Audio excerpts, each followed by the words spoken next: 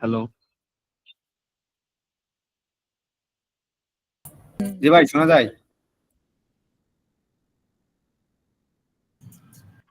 আচ্ছা ঠিক আছে, আমি আমার স্ক্রিন শেয়ার করতেছি। আমরা প্রথম দিকে আরেকটু ওয়েট করব। আপনাদের যদি কারো কোনো প্রশ্ন থাকে তাহলে আপনারা করতে পারেন, আমি সেটা রেসপন্স করার চেষ্টা করব। ভাই আমার প্রশ্ন।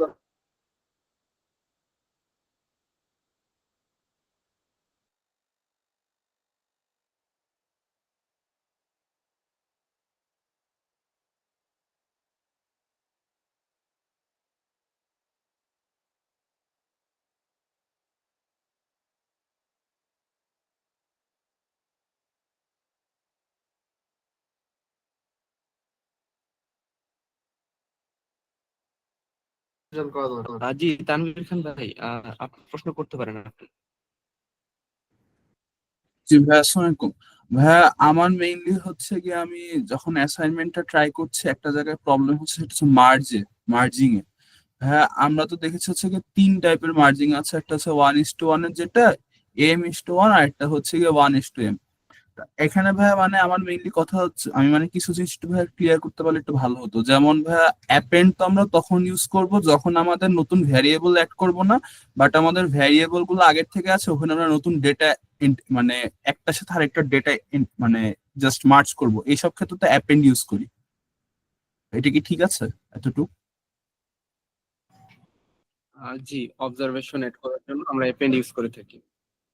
মানে আমরা নতুন কোনো ভ্যারিয়েবল আনছি না, কিন্তু মনে করেন ভাই যখন মার্জ করছি, মার্জের ক্ষেত্রে হ্যাঁ আমাদের ভাই, আমি বলছি হচ্ছে অবজার্ভ।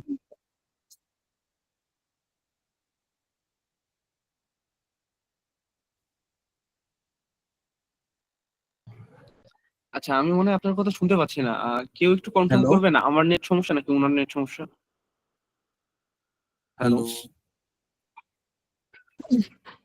হ্যাঁ, আমি শুনতে পাচ্ছি, আবার কাটে কাটে আসতেছে। আপনাদের মধ্যে কেউ একজন কনফার্ম করলে ভালো হতো যে আসলে আমার নেট সমস্যা হচ্ছে নাকি ওনার সমস্যা হচ্ছে। না, নেট ক্লিয়ার আছে। আমি তাহলে তানভীর খান ভাইয়ের লাস্টের দিকের কথাটুকু মিস করছি। জি উনি ভাইয়া। হচ্ছে এফএন্ড এর মানে যেটা হচ্ছে। জি। জি ভাই, শোনা যাচ্ছে? হ্যালো। হ্যাঁ, এখন শুনতে পাচ্ছি ভাই, বলেন। ঠিক আছে ভাই।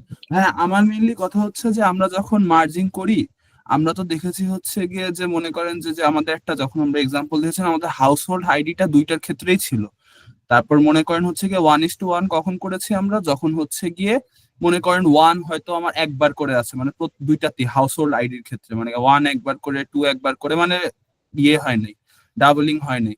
তারপর আমরা M:1 যখন করেছে, তখন হচ্ছে কি আমার দেখা গেছে হাউস হোল্ড আইডি একটা কয়েকবার আসছে। আবার হচ্ছে কি যখন 1:M করেছে, তখন সেকেন্ডটার আর কি আমার হাউস হোল্ড আইডি কয়েকবার ছিল। কিন্তু ভাই আমাদের যে অ্যাসাইনমেন্ট, সেখানে তো ভাই দেখছি যে মনে করেন যে দুইটাতেই হাউস হোল্ড মানে আইডি গুলা অনেকবার করে আছে। তাই তো ভাই M:M এর মতো মানে আমার কাছে লাগছে। তা M:M বলতে তো আমার মনে হয় ভাই কিছু নাই। তা এই ক্ষেত্রে ভাই না বুঝছি না না, আর কি আছে ভাই, ওই আছে। জায়গায় এম ইস টু ওয়ানও তো আছে, এম ইস টু এম তো আছে। M:M ভাই, ওখানে তো মনে করো অনেকগুলো দেখলাম ভ্যারিয়েবল মিলে, তখন কি ভাই আমি M:M দিয়ে করব? হ্যাঁ, আমি বলি শুনেন। জি ভাই। বিষয়টা হচ্ছে এরকম, এপেন্ড আমরা ইউজ করি হচ্ছে তখন আমরা হচ্ছে ভেরিয়েবল আর এক্সটেন্ড করব না, জাস্ট ওই ভেরিয়েবল গুলোর রেসপেক্টে আরো কিছু অবজারভেশন এড করব। সেই জি ক্ষেত্রে ভাই। আমরা অ্যাপেন্ড ইউজ করি। জি ঠিক ভাই। আছে, এরপরে হচ্ছে মার্জিং এর ক্ষেত্রে আসে চার রকম অপশন। একটা হচ্ছে 1:1, 1:M, M:1, M:N। One is G two ভাই। ওয়ানটা হচ্ছে যখন আপনার দুইটা ডাটা সেটেই একটা মাত্র ভেরিয়েবলই কি ভেরিয়েবল, মানে দুইটা জি ভাই। ডাটা সেটের মধ্যেই যে ভেরিয়েবল গুলো থাকবে, একটা করে ভেরিয়েবলের মধ্যে প্রত্যেকটা অবজারভেশনই হচ্ছে ইউনিক। সেই ক্ষেত্রে আমরা 1:1 ইউজ করব। এরপরে আমরা 1:M যখন করব, তখন হচ্ছে প্রথম ডাটা সেটের প্রথম একটা ভেরিয়েবলের সবগুলোই হচ্ছে ইউনিক, পাশাপাশি হচ্ছে অন্য আরেকটা যে ডেটা সেট আছে, ওই ডেটা সেটের যে ভেরিয়েবল গুলো আছে ওইখানে ইউনিক নাই, কোনোটা রিপিটেশন থাকবে অবভিয়াসলি, সেটা হচ্ছে 1:M। এরপরে যদি আমরা যাই, সেটা হচ্ছে M:1, তখন দেখা যাবে প্রথমটাতে একটা ভেরিয়েবলের আন্ডারে যে ভেরিয়েবল গুলো থাকবে সেগুলো হচ্ছে রিপিটিং থাকবে। আর বাট সেকেন্ড যে ডেটা সেটটা যার সাথে আমরা করতে যাচ্ছি অ্যাপেন্ড এই মার্চ, সেই ডেটা সেটে কোনো রিপিটিং থাকবে না, টোটালি ইউনিক ভ্যালু থাকবে একটা ভেরিয়েবলের আন্ডারে। আর যদি M:1 চিন্তা করি, সেই ক্ষেত্রে প্রথমটা তো একটা ভেরিয়েবলের আন্ডারে রিপিটিং থাকবে, দ্বিতীয়টা তো একটা ভেরিয়েবলের আন্ডারে রিপিটিং থাকবে। আচ্ছা, আমি একটা ভেরিয়েবল দিয়ে এক্সাম্পল দিলাম মেনলি, আপনি চাইলে এখানে একটা বা দুইটা তিনটা ভেরিয়েবলের আন্ডারও চিন্তা করতে পারেন, সেটা হচ্ছে চিন্তা না, আলটিমেটলি অ্যাপ্লাই করা যায়। ঠিক আছে? মানে ভাইয়া তখন আমি একটা যে কোনো নাম দিব, মনে করেন যেমন কয়েকটা মিলছে তবে আমি একটা নাম দিয়ে করবো, বিষয়টা কি এরকম? না, আপনার যদি মনে হয় যে কয়েকটা কি ভেরিয়েবলের সাপেক্ষে আপনাকে করতে হতে, তাহলে আপনি মানে ধরেন তিনটা ভেরিয়েবলের রেসপেক্টে যদি আপনাকে চিন্তা করতে হয়, তাহলে অবভিয়াসলি আপনি তিনটাকে মেনশন করবেন। ইটস লাইক আচ্ছা। আমি যদি বলি, ধরেন আমি হচ্ছে টু স্টেপ স্যাম্পলিং করব।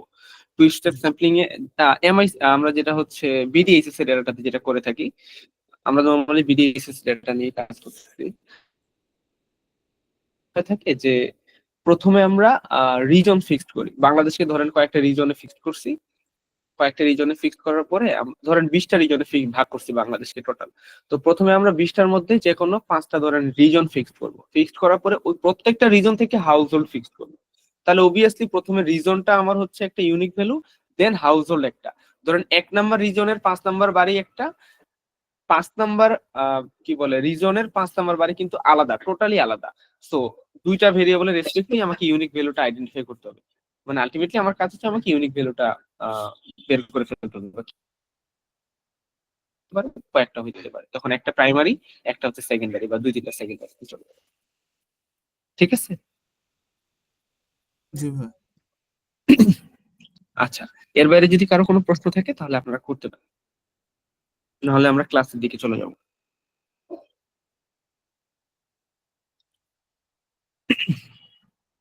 আচ্ছা, আপনাদের যদি কোনো প্রশ্ন না থাকে তাহলে আমি সেক্ষেত্রে বলবো যে আমি হচ্ছে ক্লাসরুমে আপনাদেরকে কিছু জিনিস আপলোড দিয়ে দিছি, আপনারা কাইন্ডলি একটু ডাউনলোড করে ফেলবেন। ঠিক আছে?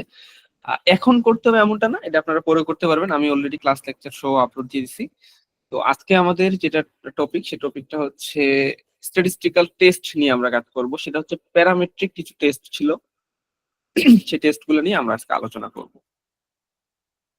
আমরা হচ্ছে এর আগের দিনে যে যেগুলো জিনিস শিখছি, আমাকে হচ্ছে একটু সামারাইজ করতে হবে আগের জিনিসগুলোকেও। সামারাইজ করার পিছনে কারণ হচ্ছে এরকম যে এখন আমরা যে টেস্ট গুলো করবো, এই টেস্ট গুলোর জন্য মেইন যে কাজ, সেই কাজটা হচ্ছে ডেটা ক্লিনিং। সেই কাজগুলো আমরা আগে শিখে ফেলছি ডেটা ম্যানেজমেন্টের ক্লাসগুলোতে। সো অবভিয়াসলি এই জিনিসগুলো আপনাদেরকে মাথায় রাখতে হবে, এই জিনিসটা খুবই কার্যকরী। মানে ডেটা ক্লিনিং ই বলা যায় যে ডেটা অ্যানালাইসিস এর ম্যাক্সিমাম টাইম যায় ডেটা ক্লিনিং এ। কোনটাকে আপনি কি করবেন, কোন দুইটা তিনটা ভেরিয়েবলকে আপনি কাজ করে একটা নতুন ভেরিয়েবল ক্রিয়েট করবেন, এই জিনিসগুলো হচ্ছে চিন্তার কাজ। পাশাপাশি লিটারেচার রিভিউ করে পাইতে হয়। পাশাপাশি হচ্ছে কি বলবো, যে ধরেন আপনি নিজে কিছু ডিসিশন নিয়ে দেন কোনো কিছুতে একটা কনভার্ট করতেছেন, এরকম কিছু হতে পারে, সেটা আপনার উপর ডিপেন্ড করে। তো আমরা হচ্ছে ডেটা ক্লিনিং পারপাস গুলাকে যদি একটু রিক্যাপ করি, এগুলো হচ্ছে এরকম ছিল আমাদের, যে আমরা হচ্ছে নতুন কোনো ভেরিয়েবল থেকে কি করতাম, যে ওটাকে রিকোড করে ফেলতাম। রিকোড করে ধরেন কন্টিনিউয়াস একটা ডেটা সেটকে আমরা রিকোড করে হচ্ছে ক্যাটাগরিক্যাল ডেটা সেটে কনভার্ট করে নিতাম। এরকম একটা কাজ আমরা শিখছি। তারপরে আমরা কি শিখছি, যে হচ্ছে বিভিন্ন রকম ডেটা সেট থাকবে, ওই ডেটা সেট গুলাকে হচ্ছে রিনেমিং করা শিখছি। ধরেন একটা অন্য একটা নামে রিনেম করা আছে, তো ওইটাকে আমরা আলাদা একটা নামে রিনেম করতেছিলাম। তো এরকম অনেকগুলো অপশন থাকে, এই জিনিসগুলো আমরা শিখে ফেলছি অলরেডি। তারপর ডেটা ভিজুয়ালাইজেশনও আপনারা অলরেডি শিখে ফেলছেন। এখন আমরা যেটাতে যাচ্ছি সেটা হচ্ছে স্ট্যাটিস্টিক্যাল টেস্ট করবো। আমরা আমরা কিন্তু টেস্টের আগে কিছু দুইটা ক্লাস করে ফেলছিলাম। সেই দুইটা ক্লাস ছিল এরকম, যে ডেটা সামারাইজিং। আমার মনে হয় আপনাদের মনে থাকার কথা, যেহেতু এগুলো লাস্ট করে ফেলছি। এরকম যে একটা ভেরিয়েবল আছে, ভেরিয়েবলটা ডিটেইলস চেক করতেছি আমরা, ওয়ান ওয়ে টেবল করতেছিলাম, টু ওয়ে বা টেবল বা ক্রস টেবুলেশন করতেছিলাম আমরা, এরকম জিনিসগুলো আমরা করছি। ঠিক আছে? ওয়েট দিয়ে করছি, নন ওয়েট করছি। আচ্ছা, তো এর পরবর্তীতে আমরা আজকে যা শিখবো সেগুলো জিনিসের একটু সামারাইজ যদি করি, সেখানে হচ্ছে আমরা স্ট্যাটিস্টিক্যাল প্যারামেট্রিক টেস্টের মধ্যে 3 রকম টেস্ট নিয়ে আজকে আলোচনা করব। সেটা হচ্ছে ওয়ান স্যাম্পল টি টেস্ট, টু স্যাম্পল ইন্ডিপেন্ডেন্ট টি টেস্ট, তারপর হচ্ছে পেয়ার্ড স্যাম্পল টি টেস্ট। আমি আবার বলতেছি, এই যে 3টা টেস্ট করবো, এই 3টা টেস্টের কোড হচ্ছে মাত্র 3 লাইন। কোড কখনোই বড় না, কোড অনেক ইজিয়ার। বাট এই 3টা জিনিসেরই ইন্টারপ্রিটেশনটাই মেইন। কেন করব, তারপরে হচ্ছে ইন্টারপ্রিটেশনটা কি করব, এই দুইটাই হচ্ছে সবচেয়ে মেইন। করা যায় জিনিসটা আপনি কখন করবেন, সেই জিনিসটা আপনি যদি ফিক্সড করে ফেলেন যে আপনি টি টেস্ট করবেন, তাহলে আপনাকে ডিসিশন নিতে হবে যে আপনি কোন টিটা টেস্ট করবেন বা কেন টি টেস্ট করবেন। এই জিনিসটা আপনাকে ডিসিশন নিতে হবে, এই জিনিসটা আপনাকে কেউ বলে দিবেন। বাট আপনি যদি ধরেন হচ্ছে টি টেস্ট করতে চাচ্ছেন, কিভাবে করবেন, ধরেন আপনি জানেন যে এখানে আপনি ওয়ান স্যাম্পল টি টেস্ট করবো, তাহলে ওইটার কোড কি হতে পারে, আপনি এটা যে কোনো জায়গায় সার্চ করলে দেখবেন পাই যাবেন। বাট আপনাকে প্রথমে ডিসিশন নিতে হবে যে আপনি এখানে ওয়ান স্যাম্পল টি টেস্ট করবেন নাকি অন্য কোনো টেস্ট করবেন। তো আমরা এই তিনটা টেস্টেরই একটু বিস্তারিত জানার চেষ্টা করব। আমরা যদি নেক্সট স্লাইডে যাই, আমরা হচ্ছে প্রথমে দেখবো যে আমরা টি টেস্টটা কেন করব। টি টেস্ট আর powerful tools for comparing means and the different condition. বিভিন্ন কন্ডিশনের আন্ডারে আমরা টি টেস্ট করে থাকি।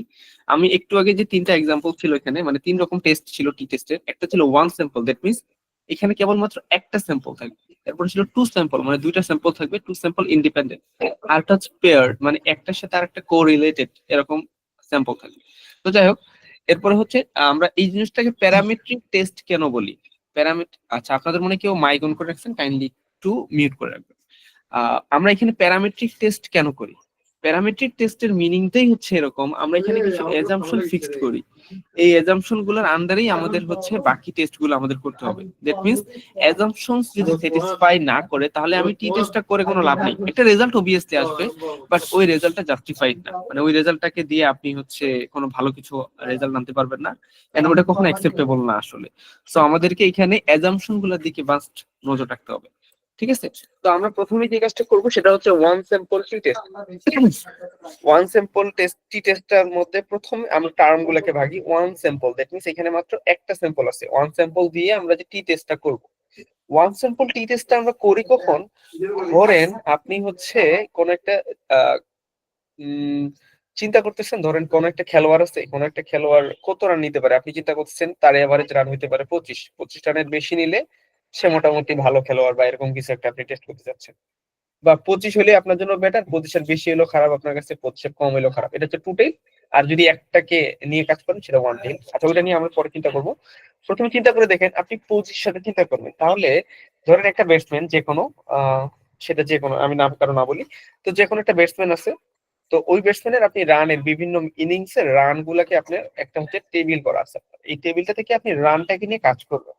তো যখন রানগুলাকে নিয়ে কাজ করবেন, মিন বের করে আপনি টেস্ট করবেন যে আপনার ওই মিন গুলা 25, যে রানটাকে আপনি ধরে নিচ্ছেন যে এই 25টাই তার এভারেজ হইতে পারে, এই 25 এভারেজের সাথে যায় কিনা, এরকম জিনিসটা। যে আমি যদি এটাকে এখন এরকম করে বলি যে কি বলবো, ধরেন ওই ব্যাটসম্যানের এভারেজ রান 25-এর সমান কিনা, এটাকে আমরা সিগনিফিকেন্টলি টেস্ট করব। নর্মালি আমরা কিন্তু আলাদাভাবে মিন বের করে দেখতে পারি যে 25-এর সমান কিনা। আচ্ছা, 25-এর সমান হওয়াটাই কি এনাফ, মানে 25-এর সমান হইলে কি 25 সমান, 25-এর থেকে যদি একটু কম হয়, ধরেন 24.5, এটা কি 25-এর সমান নাকি সমান না? কি মনে হয় আপনাদের, রেসপন্স করেন তো একটু। ধরেন 24.5 তার এভারেজ আসছে, সমান না, আর আমরা এক্সপেক্ট করতেছি তার 25 আসা উচিত, সেক্ষেত্রে কি এই দুটা কি ইকুয়াল নাকি ইকুয়াল না?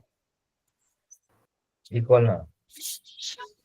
আচ্ছা, ইকুয়াল না আপনাদের মতে। এটা হচ্ছে স্ট্যাটিস্টিক্যালি যদি আমরা বলি, আমরা এই টাইমে চেক করবো যে এটা কি significantly messed or not messed.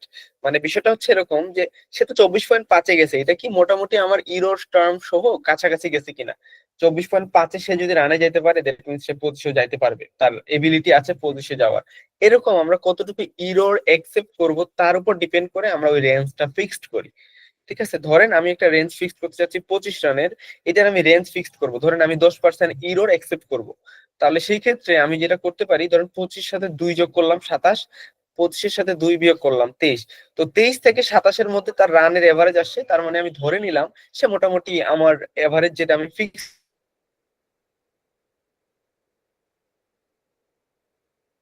করতেছি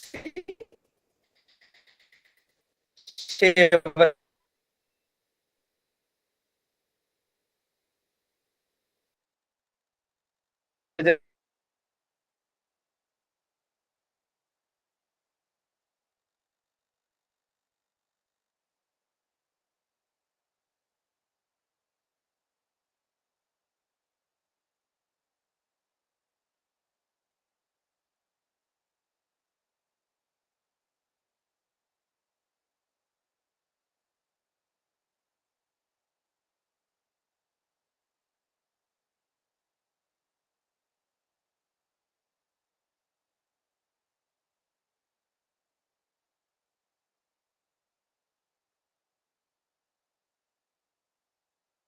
নর্মালি ডিস্ট্রিবিউটেড কিনা, আপনাকে নর্মালি একটা কার্ভ করে নিতে হবে, কার্ভটা করে দেখতে হবে সেটা নর্মাল শেপে আছে কিনা। আরেকটা জিনিস করতে হবে, সেটা হচ্ছে ইন্ডিপেন্ডেন্ট অবজারভেশন, মানে অবজারভেশন গুলো ইন্ডিপেন্ডেন্ট কিনা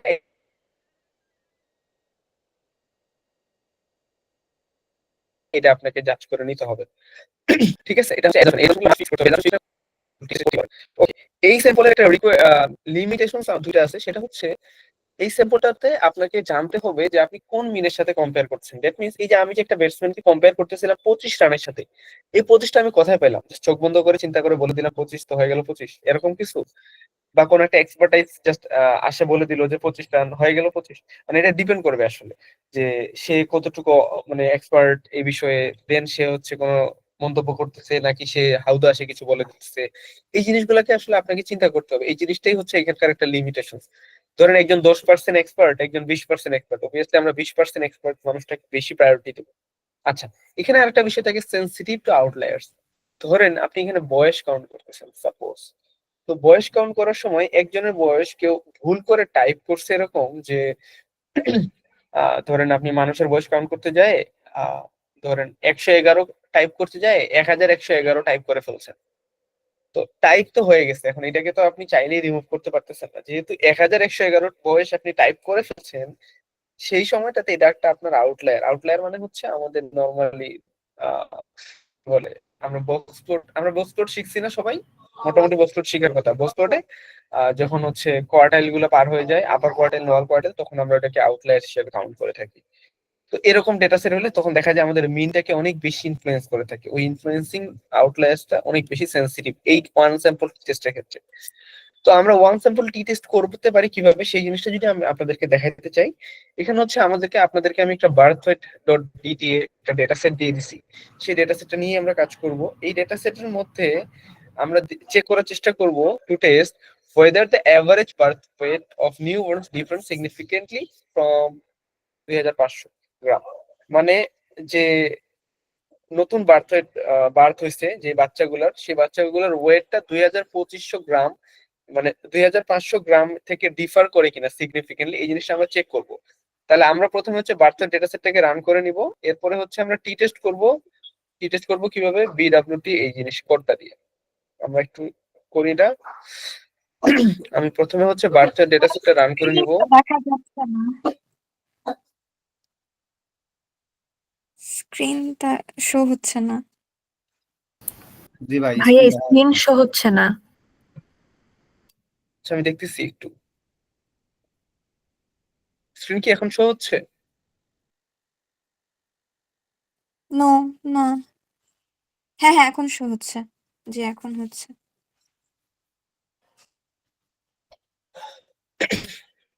আচ্ছা, আপনারা কি তাহলে মিস করছেন? আমার কথাগুলো তো শোনা গেছে তাই না?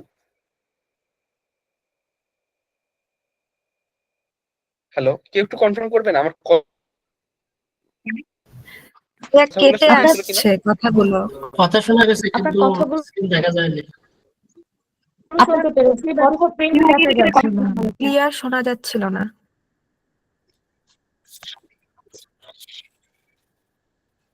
আচ্ছা, মেবি আমার নেট ইস্যু করতেছে খুবই। একটু আমি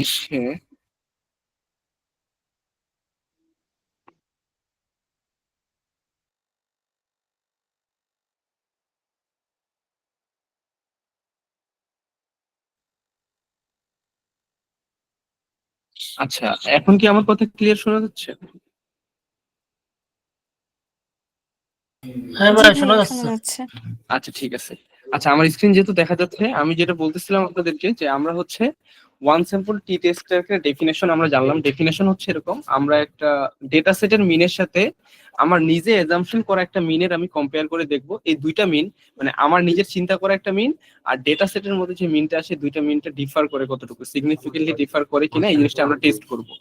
এটাই হচ্ছে আমাদের ওয়ান স্যাম্পল টি টেস্টের একটা সামারি। এটার মধ্যে লিমিটেশন ছিল হচ্ছে এরকম যে আহ, আমাদেরকে আগে থেকে আমাকে চিন্তা করতে পারতে হবে একটা মিন, এই জিনিসটাই হচ্ছে আমার একটা লিমিটেশন। আরেকটা হচ্ছে এটাতে যদি আউটলায়ার থাকে, আউটলায়ারটা অনেক বেশি ইফেক্ট ফেলে, ইনফ্লুয়েন্সিং। ঠিক আছে, আর এজাম্পশন ছিল কি? এজাম্পশন ছিল হচ্ছে ডাটাটা আমার যে ধরেন আমি যে চিন্তা করতেছি যে ডেটা সেটটাকে নিয়ে, ওই ডেটা সেটটা অবভিয়াসলি নরমালি ডিস্ট্রিবিউটেড হতে হবে এন্ড প্রত্যেকটা অবজারভেশন ইন্ডিপেন্ডেন্ট হতে হবে, একটার সাথে আরেকটা কোনো কোরিলেটেড হওয়া যাবে না। ঠিক আছে, তো আমরা এখন এটা করা শিখবো। এটা করার জন্য আমাদেরকে যেটা করতে হবে সেটা হচ্ছে আমাদের বার্থের ডেটা সেটটা হচ্ছে রান করে নিতে হবে। তো আমি এখান থেকে হচ্ছে বার্থের ডেটা সেটটা অলরেডি রান করে ফেলছি। আহ, আমরা হচ্ছে বার্থ ডেটা সেটটা রান করে ফেলছি। এখন আমরা টি টেস্ট করব। টি টেস্ট করার জন্য আমার কোড হচ্ছে টি টেস্ট। একটু বলি, টি টেস্ট, প্রথমে টি লিখবো, তারপরে টি লিখবো, কোনো স্পেস নাই, টি টেস্ট। তারপরে হচ্ছে আমি কি টেস্ট করতে চাচ্ছি, আমি মূলত টেস্ট করতে চাচ্ছি হচ্ছে, দেখেন আমি টেস্ট করতে চাচ্ছি যে আমার যে ডেটা সেটটা আছে, ডেটা সেটের এভারেজ বার্থ ওয়েট অফ নিউবর্নস, এই জিনিসটা, এভারেজ বার্থ ওয়েট অফ নিউবর্নস। এই ডেটা, এই ভেরিয়েবলটা কি, এটা একটু আমাদের যদি দেখে নিতে হয়। আমি একটু এটা ভেরিয়েবলটা দেখে নিই। যে দেখেন এই জায়গায় আপনারা দেখতে পাচ্ছেন এই যে birth weight of in grams tab. আচ্ছা, এই যে দেখেন এই যে আমাদের এখানে বার্থ ওয়েট গুলো চলে আসছে, মানে গ্রামে চলে আসে, যে আপনাদের ওয়েট গুলা, যে নতুন যে জন্ম নেওয়া বাচ্চাগুলোর ওয়েট এখানে চলে আসছে এই যে এই জিনিসটাতে। তো আপনাদের যেহেতু এটা চলে আসছে, এখন আমরা এই জিনিসটাকে নিয়ে জাস্ট হচ্ছে টেস্ট করে দেখবো যে এইটার যে মিনটা আর আমার এজাম্পশন করা মিন, আমি কত মিনকে এজাম্পশন করছি, আমি মিন এজাম্পশন করছি 2500 গ্রাম। এই আমার এজাম্পশন করা মিন আর ডেটা সেটের মিনটা কতটুকু ডিফার করে, এন্ড এটা সিগনিফিকেন্টলি ডিফার করে কিনা, আমরা এটা টেস্ট করব। তো আমি যখন এটা লিখতেছি, দেখেন আমি এখানে লিখছি হচ্ছে টি টেস্ট স্পেস বিডব্লিউটি ভেরিয়েবলের নাম দিচ্ছি, তারপর স্পেস দিয়ে ইকুয়াল দিচ্ছি, তারপর স্পেস দিয়ে হচ্ছে যেই ভেরিয়েবলের সাথে কম্পেয়ার করতে চাচ্ছি, সরি যেই ভ্যালুর সাথে কম্পেয়ার করতে চাচ্ছি, সেই ভ্যালুটা আমি এখানে ইনপুট করছি। দেন আমি যদি এখানে এন্টার করি, দেখেন এখানে হচ্ছে আমার ওয়ান স্যাম্পল টি টেস্টের পুরো জিনিসটা চলে আসছে। আমি যদি এখানে আপনাদেরকে দেখাই, তো ওয়ান স্যাম্পল টি টেস্টের মধ্যে দেখা যাচ্ছে যে দেখেন বিডব্লিউটি এরকম অবজারভেশন ছিল হচ্ছে 189টা, ঠিক আছে। এইখানে আমার যে মিনটা আসে, ডেটা সেটের মিন আসছে হচ্ছে 2944.587। এটা হচ্ছে আমার এখানকার মানে ডেটা সেট থেকে হচ্ছে মিনটা আসে, ঠিক আছে। এখানে হচ্ছে স্ট্যান্ডার্ড ইরর, মানে প্রত্যেক জনের মিন থেকে বাকি যে এজ ওয়েট গুলো আছে, ওয়েট গুলো কি বলে এটাকে, যে হচ্ছে ডাইভার্সিটি ছিল হচ্ছে স্ট্যান্ডার্ড ইররের মধ্যে 53.04। এটা হচ্ছে স্ট্যান্ডার্ড ইরর ছিল, আর ডেভিয়েশন তো এটা গেল। ওকে, এটাকে আমরা যদি একটু কি বলে কনফিডেন্স ইন্টারভাল সিআই যেটাকে বলি, এটার মাধ্যমে জাজ করে ট্রাই করি, তাহলে হচ্ছে আমরা দেখতে পাবো এরকম যে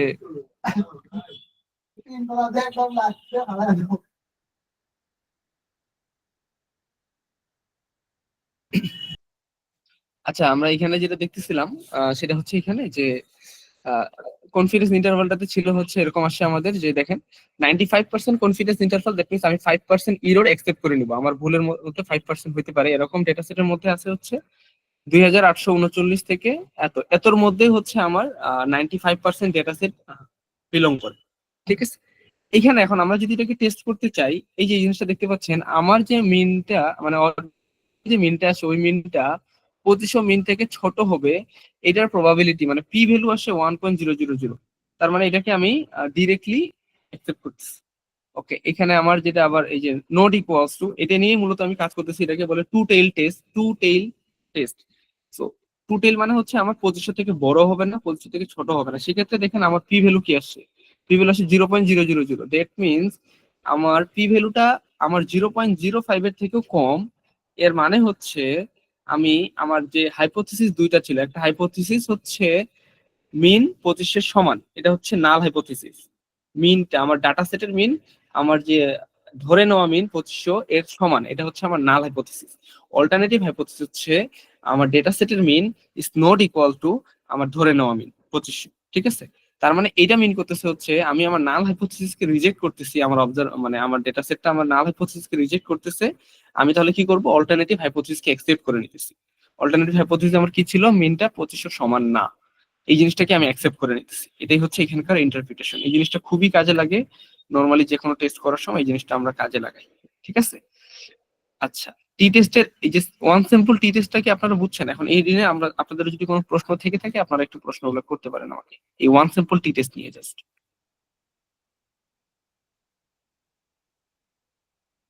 আম, ভাইয়া যখন আমরা এই টি টেস্টের টেবিলটা মানে আমাদের পেপারে তুলবো, তখন কি ওই নিচের লাইনটা ওটাও তুলে দিব, যে ওই যে প্রবাবিলিটির মান যেটা, ওটা সহ কি লিখে দিতে হবে? আচ্ছা, আপনার প্রশ্ন হচ্ছে আপনি যখন হচ্ছে পেপারে তুলবেন তখন কি করবেন। মূলত পেপারে আমরা এই জিনিসটা এইভাবে তুলি না। আমরা পেপারে হচ্ছে এটা ডিপেন্ড করে আপনি কোন জার্নালে পাবলিশ করতে চাচ্ছেন, সেই জার্নালে একটা নির্দিষ্ট ফরম্যাট থাকে, সেই জিনিসটা আপনি ফলো করতে পারেন। অথবা আমরা এটা ডিরেক্টলি ভাবে করতে পারি যে আমার এই যে এখান থেকে এই এতটুকু হচ্ছে আমার কাজ, ঠিক আছে? যে আমার নাল হাইপোথিসিস হচ্ছে এটা, অল্টারনেটিভ হাইপোথিসিস হচ্ছে এটা, টি টেস্টের ফলে আমার পি ভ্যালু আসছে হচ্ছে এটা। তো এর মাধ্যমে আমি মিন করতেছি হচ্ছে আমার নাল হাইপোথিসিস রিজেক্ট করতেছি, অল্টারনেটিভ হাইপোথিসিস অ্যাকসেপ্ট করতেছি, জাস্ট এতটুকুই কাজ আমার। উপরেগুলো হচ্ছে এক্সট্রা এডিশনাল ইনফরমেশন। আমি কোনটাকে টেস্ট করতেছি মূলত তার উপর ডিপেন্ড করবে আমি এইখানকার নিচের 2 লাইনের মধ্যে আমি কোনটা তুলবো। আর উপরেগুলো ও আচ্ছা নরমালি দেখানো লাগে না, আচ্ছা। এটা ডিপেন্ড করে আসলে জার্নালের উপরে, ঠিক আছে? আচ্ছা, একজন বলতেছিল একবার হচ্ছে শর্টলি দেখানোর জন্য, আমি শেষের দিকে আরেকবার রিপিট করব, কারণ শেষের দিকে যেন গুলাই না ফেলেন, এই জন্য জিনিসগুলোকে আমি আরেকবার রিপিট করব। আমাদের ওয়ান সিম্পল আশা করি বোঝা হয়ে গেছে। এরপরে আমরা যেটা করব সেটা হচ্ছে টু স্যাম্পল ইন্ডিপেন্ডেন্ট, আচ্ছা টু ইন্ডিপেন্ডেন্ট স্যাম্পল টি টেস্ট বা টু স্যাম্পল টি টেস্ট। ওকে, এখানে আমরা যেটা করি সেটা হচ্ছে, ধরেন আমরা দুইটা স্কুল নিয়ে চিন্তা করি। ধরেন দুইটা স্কুলের একটা ক্লাস, ধরেন ক্লাস 9, দুইটা স্কুলেই তো ক্লাস 9 আছে, তো দুইটা স্কুলে ক্লাস 9 এর ম্যাথ বিষয়ের মার্কটা আমরা কাউন্ট করছি 10 জন স্টুডেন্টের, প্রথম 10 জনের। দুইটা স্কুলের ক্লাস 9 এর প্রথম 10 জনের মার্ক আমরা কাউন্ট করতেছি। তো দুইটা স্কুলই তো আলাদা আলাদা, এমন তো না যে একই স্টুডেন্ট এই স্কুলে পড়ে ওই স্কুলে পড়ে, এমন তো হওয়ার চান্স নাই। তার মানে দুইটা স্কুল ইন্ডিপেন্ডেন্ট। এই ইন্ডিপেন্ডেন্ট দুইটা স্কুলের ক্লাস 9 এর প্রথম 10 জন স্টুডেন্টের মার্কগুলো যদি আমরা কাউন্ট করে ফেলি, 10 জন না করে বেশি কাউন্ট করা উচিত, তো ধরেন আমরা কাউন্ট করে ফেলছি, এই দুইটার মিন এখন আমরা কম্পেয়ার করতে যাচ্ছি। দুইটা ইন্ডিপেন্ডেন্ট স্কুলের ক্লাস 9 এর ম্যাথ বিষয়ের মার্কের মিন আমরা কম্পেয়ার করতে যাচ্ছি। এই মিনটা কম্পেয়ার করার জন্য যে টি টেস্টটা আমরা ইউজ করে থাকি সেটা হচ্ছে টু ইন্ডিপেন্ডেন্ট স্যাম্পলস টি টেস্ট। এখানে অবজারভেশনটা ফিক্স না, অবজারভেশন এক একটা স্কুলে একরকম হতে পারে, এটা আপনাদের এটা আসলে ডিপেন্ড করে না, যায় আসে না। তো এই টেস্টটা করার জন্য এখানে অ্যাজাম্পশনের মধ্যে আছে হচ্ছে নরমালি ডিস্ট্রিবিউটেড ডাটা। প্রত্যেকটা স্কুলের যে আমরা ডেটা সেটটা কাউন্ট করলাম ম্যাথ বিষয়ের মার্কটা, এটা কি নরমালি ডিস্ট্রিবিউট হতে হবে। তারপর হতে হবে কি independent observation within and between groups. That means আপনি যখন প্রত্যেকটা স্কুল নিয়ে চিন্তা করবেন, একটা স্কুলের ভিতরের ক্লাস 9 এর ম্যাথ বিষয়ের যে মার্কগুলো নিচ্ছি ওইগুলোও যেন ইন্ডিপেন্ডেন্ট হয়, আবার অন্য একটা স্কুলের 9 এর ম্যাথ বিষয়ের যে মার্ক নিতেছি সেটাও যেন ইন্ডিপেন্ডেন্ট হয়, এটাকে এনশিওর করতে হবে। পাশাপাশি দুইটা স্কুলের ক্লাস 9 এর ম্যাথ বিষয়ের যে মার্ক নিলাম এটাকেও ইন্ডিপেন্ডেন্ট হতে হবে, ঠিক আছে? এটা হচ্ছে আমাদের উইদিন এন্ড বিটুইন গ্রুপস এর মধ্যে অবজারভেশন গুলো ইন্ডিপেন্ডেন্ট থাকার কন্ডিশন।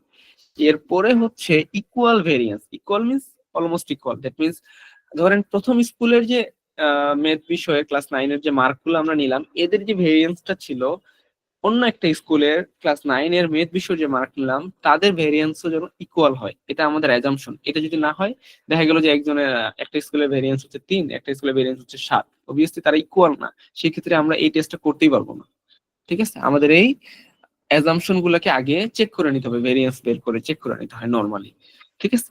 এখন আমরা এটা কখন বেস্ট টাইম আমাদের ইউজ করার জন্য, আমাদের হচ্ছে comparing means of two different groups. দুইটা আলাদা আলাদা গ্রুপের মধ্যে আমরা এটা যখন কম্পেয়ার করবো তখন এটা করি। এক্সাম্পল দেখেন, comparing exam scores of students তো বাই টু ডিফারেন্ট মেথডস। আচ্ছা, এটা করার জন্য আমরা যেটা করবো, এখানে আমরা একটা এক্সাম্পল নিয়ে আসি। এক্সাম্পল হচ্ছে we may wish to test whether the mean birth weight is the same with smokers and non smokers. আমার ডেটা সেটের মধ্যে একটা ভেরিয়েবল আছে যে এখানে যে জিজ্ঞাসা করা হয়েছে মানুষদেরকে যে আপনি স্মোক করেন কিনা, ইয়েস অর নো। এই যে স্মোকিং করে অথবা স্মোকিং করে না এদের রেসপেক্টে আমি এখন দেখব যে বার্থ ওয়েট যেটা আছে তাদের বার্থ ওয়েটটা ইকুয়াল কিনা। দ্যাট মিনস আমি যে ওমেনদেরকে জিজ্ঞাসা করছিলাম যে আপনি স্মোক করেন কিনা, যদি ধরেন যেই ওমেন স্মোক করে তার বাচ্চার ওয়েট এন্ড যে ওমেন স্মোক করে না তার বাচ্চার ওয়েটের মিনটাকে আমি কম্পেয়ার করবো এখানে। তো এটার জন্য হচ্ছে আমার কোড হচ্ছে এই যে এটাই টি টেস্ট বিডব্লিউটি। এটা একটু দেখাই আপনাদেরকে। দেখেন, এটা করতে গেলে আমাকে যেটা করতে হবে সেটা হচ্ছে টি টেস্ট বিডব্লিউটি, একটু আগে যেভাবে লিখছিলাম, বাট এটাতে আমি কোনো কিছুর সাথে ইকুয়াল করতেছি না। আমি করব কি, কোন দুইটা গ্রুপের মধ্যে করব, আমি করব হচ্ছে কমা দিয়ে লিখবো বাই কোন ভেরিয়েবলের আন্ডারে করতেছি, স্মোক ভেরিয়েবলের আন্ডারে করতেছি আমি। এটাকে যদি আমি এবার ইকুয়াল করে দেই, তো দেখেন এখানে আমার রেজাল্টটা যেটা আসছে two sample T test with equal variance. তো এখানে আমি দেখতে পাচ্ছি দুইটা গ্রুপ ধরছে, একটা গ্রুপে ধরছে ইয়েস অর নো। তার মানে হচ্ছে যারা নো স্মোকিং করে না তাদের অবজারভেশন আছে আমার কাছে 115টা, আর যারা ইয়েস অবজারভেশন মানে স্মোকিং করে এরকম মহিলা আছে আমার অবজারভেশনে 74। তো এদের মিন এই যে এখানে দেখাইছে, স্ট্যান্ডার্ড এরর দেখাইছে, স্ট্যান্ডার্ড ডেভিয়েশন দেখাইছে, 95% কনফিডেন্স ইন্টারভাল দেখাইছে। আপনারা চাইলে কনফিডেন্স ইন্টারভালটা ইন্টারপ্রেট করতে পারেন যে আমার ডেটা সেটের 95% ডেটা হচ্ছে এইটুকুর মধ্যে বিলং করে, এটা আপনারা বলতে পারেন। ডিফারেন্স দেখাইছে এখানে। ওকে, আমাদের মেইন কাজ হচ্ছে এই যে নিচে লাস্ট দুটো লাইন নিয়ে। লাস্ট দুটো লাইন হচ্ছে আমাদের হাইপোথিসিস টেস্টিং। এখানকার আমরা হাইপোথিসিস গুলো যদি দেখি, প্রথমটা হচ্ছে ওয়ান টেইলড, লাস্টেরটা ওয়ান টেইল, আর মাঝের যেটা দেখছেন এটা হচ্ছে টু টেইলড। তো টু টেইলটা নিয়ে আমরা মূলত কথা বলবো আজকে। সেটা হচ্ছে এরকম, আমার প্রথম হাইপোথিসিসটা হচ্ছে আমার ধরে নেওয়া হয়েছে যে স্মোকিং করলেও কি না করলেও কি বার্থ ওয়েট যেটা থাকবে সেটা কখনো ডিফারেন্স হবে না, মানে এটার মধ্যে কোনো ডিফারেন্স থাকবে না। এটা হচ্ছে আমার নাল হাইপোথিসিস।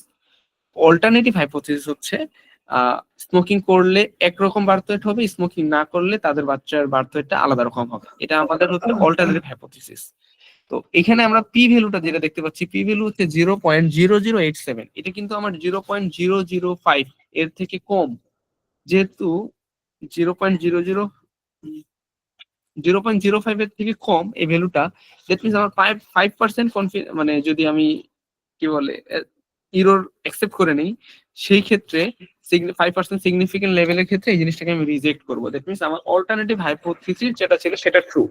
আমি নাল হাইপোথিসিসকে রিজেক্ট করতেছি এখানে। নাল হাইপোথিসিস রিজেক্ট করে আমি বলতে পারবো we can conclude by rejecting the null hypothesis or alternative hypothesis the difference between smoker and non-smoker group birth rate is not equal.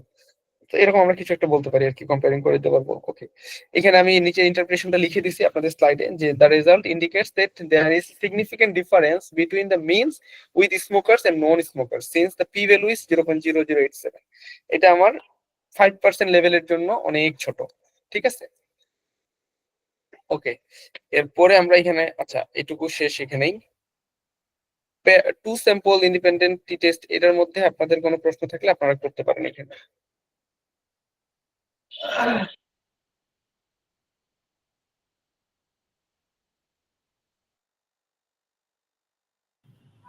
আপনারা কি দুইটা টেস্টই বুঝছেন, যে one sample T test and two sample T টেস্টের মধ্যে? Confusion থাকলে জিজ্ঞাসা করতে পারেন।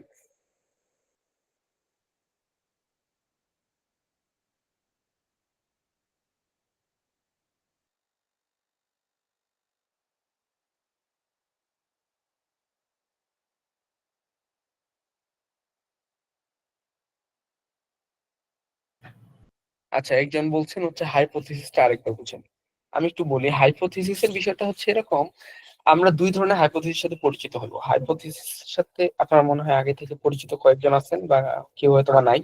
হাইপোথিসিস নরমালি হয় দুই ধরনের, একটা হচ্ছে নাল হাইপোথিসিস, একটা হচ্ছে অল্টারনেটিভ হাইপোথিসিস। নরমালি আমরা ধরে নিই যে পৃথিবী আগে যা ছিল এখন তেমন আছে, ভবিষ্যতে তাই থাকবে। এটা হচ্ছে আমার নাল হাইপোথিসিস। দ্যাট মিন্স কোনো রকম কোনো চেঞ্জ নাই, যা ছিল তাই আছে তাই থাকবে, এটাই হচ্ছে আমার নাল হাইপোথিসিস। অল্টারনেটিভ হাইপোথিসিস হচ্ছে না, আগে যেমন ছিল এখন তেমন নাই, পরবর্তীতে তেমন থাকবে না, এরকম যে চেঞ্জ গুলাকে আমরা অল্টারনেটিভ হাইপোথিসিসে ইনক্লুড করি নরমালি। অল্টারনেটিভ হাইপোথিসিসটাই হচ্ছে আমাদের টার্গেট অফ ইন্টারেস্ট, মানে আমরা নরমালি যেটাকে প্রুফ করতে চাই সেটা আমরা অল্টারনেটিভে রাখি। আর যেটা হচ্ছে আমাদের ধরে নিই যে কোনো রকম চেঞ্জ নাই, কোনো রকম কোনো ইফেক্ট নাই, এই জিনিসটাকে আমরা নাল হাইপোথিসিসের মধ্যে রাখি। তো যখন আমাদের পি ভ্যালুটা আমরা ক্যালকুলেট করে ফেলি, পি ভ্যালুর ক্ষেত্রে এরকম বিষয়টা যে আমি প্রথমে দেখি আমার সিগনিফিকেন্স লেভেলটা কত। যখন দেখি আমার সিগনিফিকেন্ট লেভেলটা হচ্ছে 10%, দ্যাট মিনস 0.1% আমি অ্যাকসেপ্ট করতে পারবো ইরোরটাকে, তখন এরকম বিষয়টা হচ্ছে এরকম যে যখন 0.1 এর থেকে ছোট হবে তখন আমি 10%-এর জন্য নাল হাইপোথিসিসকে রিজেক্ট করে দিব। আমার কাজ হচ্ছে যত পি ভ্যালু ছোট হবে তত আমি নাল হাইপোথিসিসকে রিজেক্ট করব। আমার এই ডেটা সেটটা এভিডেন্স দিবে এরকম নাল হাইপোথিসিসকে রিজেক্ট করার জন্য যত পি ভ্যালু ছোট হবে। তো 10%-এর জন্য 0.1 এর থেকে ছোট, 5%-এর জন্য 0.05 এর থেকে ছোট হইতে হবে পি ভ্যালুকে। যদি আপনি 2% অ্যাকসেপ্ট করতে চান তাহলে 0.02 এর থেকে ছোট হইতে হবে আপনার পি ভ্যালুকে। মানে পি ভ্যালু যখন আপনার ছোট হবে তখনই কেবলমাত্র আপনি নাল হাইপোথিসিসকে রিজেক্ট করবেন, অল্টারনেটিভ হাইপোথিসিসকে অ্যাকসেপ্ট করবেন। ঠিক আছে, ক্লিয়ার না হলে প্রশ্ন করতে পারেন।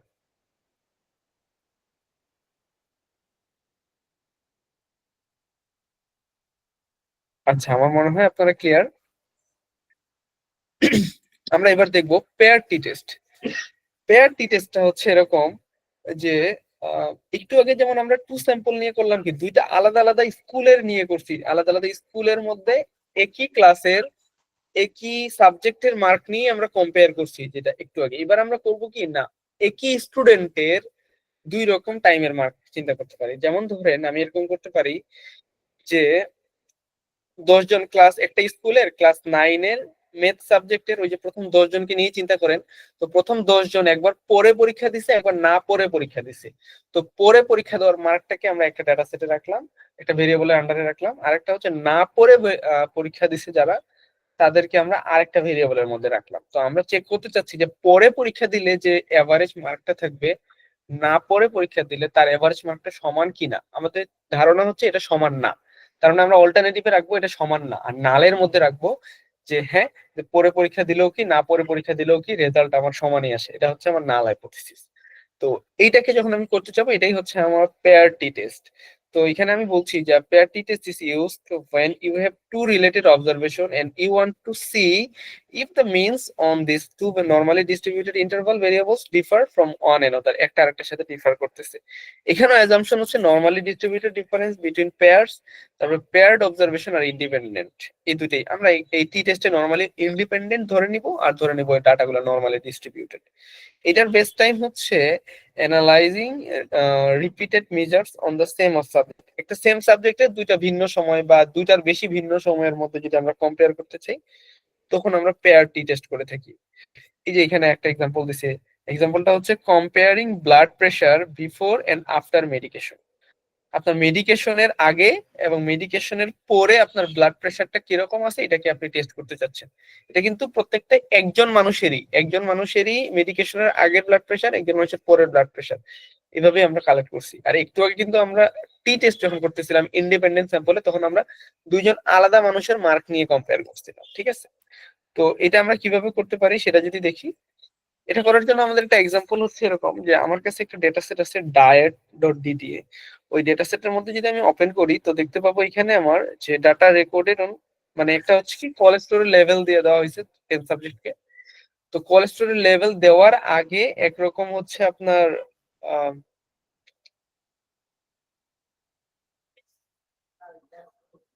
আপনার হচ্ছে অবস্থা ইফেক্টিভনেস এখানে ব্যাখ্যা করছে যে কোলেস্টেরল দেওয়ার আগে আপনার একরকম অবস্থা ছিল, কোলেস্টেরল দেওয়ার পরে একরকম অবস্থা ছিল। তো আমরা কম্পেয়ার করতে চাচ্ছি যে এই দুইটার মধ্যে কোনো পার্থক্য হবে কিনা। Diet exercise programme is effective in reducing serum cholesterol level দেওয়ার পিছনে কোনো ইফেক্ট করতেছে কিনা। তো আমাদের কাজ হচ্ছে ডায়েট এটাকে রান করে ফেলা প্রথমে। তো আমরা হচ্ছে এখান থেকে ডায়েট ডেটা সেটকে রান করে নিলাম। দেখেন আমি আমার ডায়েট ডেটা সেটকে রান করে ফেলছি। এখন আমার কাজ যেটা, সেটা হচ্ছে আমাকে এখানে পেয়ার টি টেস্ট করতে হবে। তো এখানেও আমার সেম,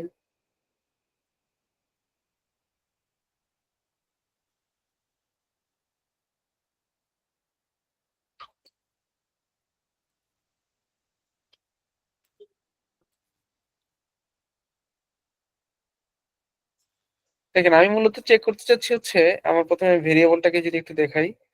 দেখেন এখানে ভেরিয়েবলটার মধ্যে এই যে ডাটা সেটটা হচ্ছে আমার এইভাবে আছে।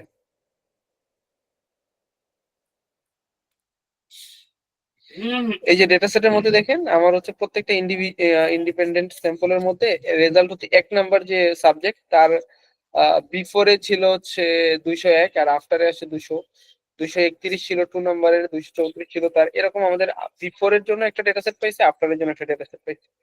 ওই দুইটাকে আমরা জাস্ট কম্পেয়ার করব।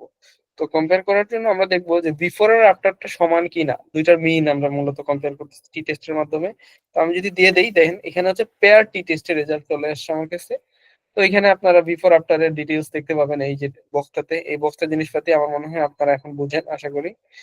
তো এরপরে যেটা কাজ সেটা হচ্ছে আমরা এখানে তাদের মিন, আমরা এখানে ডিফারেন্সটা চেক করব। ডিফারেন্সটা হচ্ছে এরকম যে আফটারের জন্য যে মিনটা ছিল, বিফোরের জন্য যে মিনটা আসছিল, সেই দুইটা মিন সমান কিনা। ঠিক আছে, তো আপনাদের মনে হয় কারো মাইক অন করা আছে, কাইন্ডলি একটু মিউট করে ফেলে দেবেন।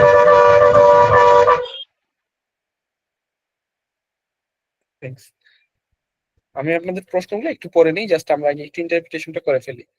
তো এখানে হচ্ছে হাইপোথিসিস গুলো যেটা ছিল যে পার্থক্য থাকবে না, এটা হচ্ছে আমার নাল হাইপোথিসিস। অল্টারনেটিভ হাইপোথিসিস হচ্ছে পার্থক্য থাকবে। তো দেখেন এখানে আমি যেটা ধরে নিচ্ছি যে অল্টারনেটিভ হাইপোথিসিসটা আমার এখানে ধরে নেওয়া হয়েছে ডিফারেন্স আফটার আর বিফোর এর মধ্যে কোনো ডিফারেন্স থাকবে না, এটা হচ্ছে আমার নাল হাইপোথিসিস। তো আমি দেখতে পাচ্ছি আমার পি ভ্যালুটা এখানেও আসছে কত, আমার এটার জন্য টু টেইলের জন্য আমার পি ভ্যালু আসছে 0.0046। তো সেক্ষেত্রেও দেখতে পাচ্ছি আমি যে আমার এটাও আমার 0.05 এর থেকে ছোট। সেক্ষেত্রে আমরা নাল হাইপোথিসিসকে রিজেক্ট করবো এন্ড অল্টারনেটিভ হাইপোথিসিসকে অ্যাকসেপ্ট করবো। এটাই হচ্ছে আমাদের পেয়ার টি টেস্ট। ঠিক আছে, এখন আপনাদের এই পেয়ার টি টেস্ট নিয়ে যদি কোনো প্রশ্ন থেকে থাকে আপনারা এখন করতে পারেন। জি পলাশীল ভাই, আপনি হ্যান্ড রেজ করে রাখছেন।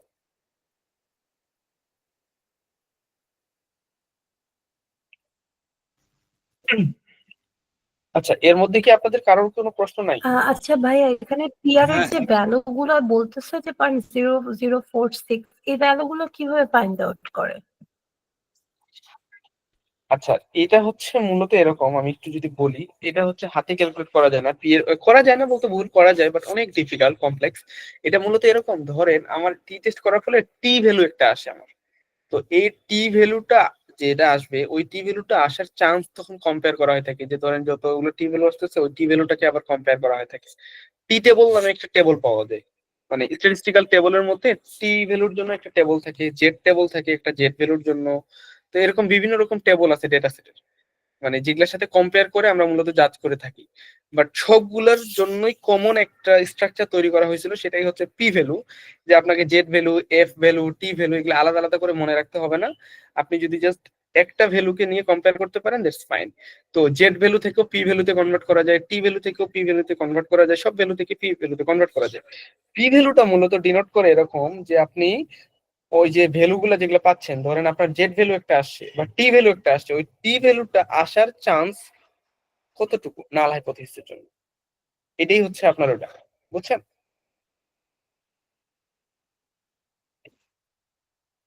হ্যাঁ, এখানে তো হচ্ছে 0.046, তা এটা তো ভাই 0.05 এর কাছাকাছি না কাইন্ড অফ। এখানে আসলে আমরা জাজ করে দেখি যে কাছাকাছি হলে হলো না, আমরা আমাদের টার্গেট থাকে সর্বদাই যে আমরা নাল হাইপোথিসিসকে রিজেক্ট করব। যদি আমাদের ডেটা কোনোভাবে বলে যে আমাদের নাল হাইপোথিসিস রিজেক্ট হয়ে যাচ্ছে, আমরা ওটাকে ধরে নিব যে নাল হাইপোথিসিস রিজেক্টেড, মানে আমাদের টার্গেটই হচ্ছে নাল হাইপোথিসিসকে রিজেক্ট করতে হবে, বুঝছেন? মানে আমাদের টার্গেট, যেটা বলতেছি আমি বারবার, মানে আমাদের সবসময় টার্গেট থাকে আমরা নাল হাইপোথিসিসকে রিজেক্ট করব আমাদের এভিডেন্স দিয়ে, অল্টারনেটিভ হাইপোথিসিসকে অ্যাকসেপ্ট করব, এটাই আমাদের টার্গেট। যদি একদম কোনো উপায় না থাকে নাল হাইপোথিসিস রিজেক্ট করার, সেই ক্ষেত্রে কেবলমাত্র আমরা ধরে নেই যে আমাদের ডাটাটা ফেইলড টু রিজেক্ট নাল হাইপোথিসিস।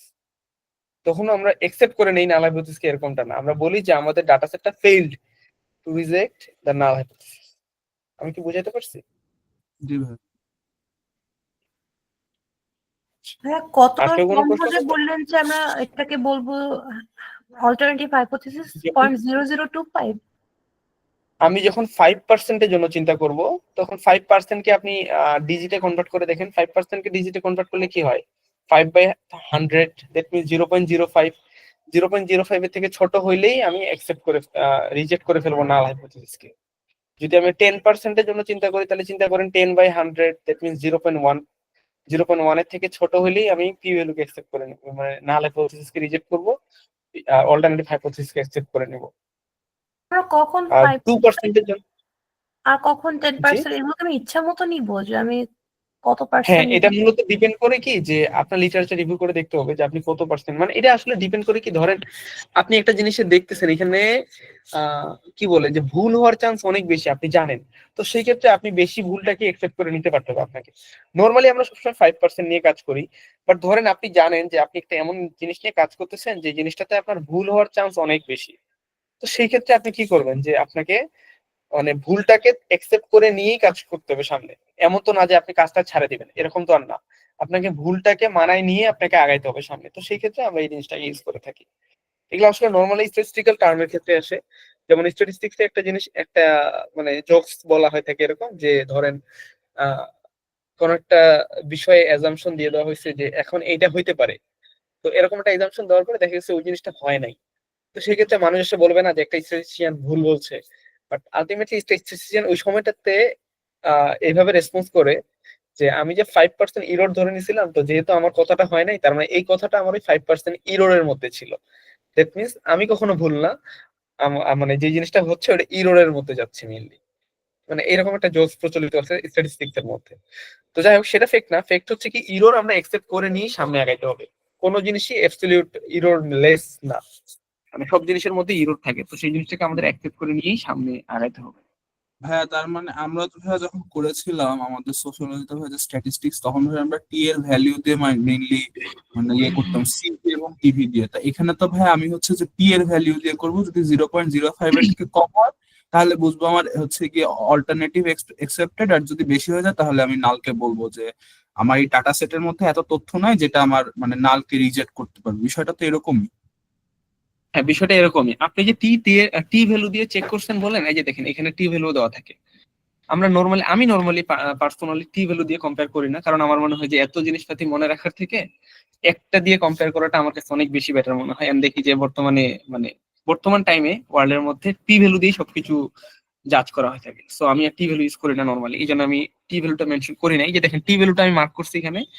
টি ভ্যালুটা যদি আপনারা দেখতে চান দেখেন, টি মানে ভ্যালুটা হ্যাঁ, হচ্ছে এক এখানে। একটার জন্য তো এক এক রকম, তাই মনে হয় টি ভ্যালুতে প্যারা হবে, কারণ মানে টেবিলে তো এক এক হ্যাঁ, রকম মান। দেখা যাবে যে বিশেষ করে যারা নন স্ট্যাটিস্টিশিয়ান তাদের ক্ষেত্রে এই জিনিসটা খুবই প্যারা দিবে। টি ভ্যালুর জন্য একরকম আসবে, জেড ভ্যালুর জন্য একরকম আসবে, আবার টি ভ্যালুটাকে টি ভ্যালু টেবলে চেক করতে হবে। আমি যদি আপনাদেরকে একটু দেখাই,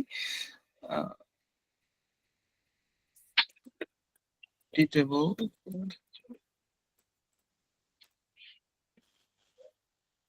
স্ট্যাটিস্টিক্যাল টি টেস্টের এটা। আচ্ছা, এটা দেখেন করতেছি।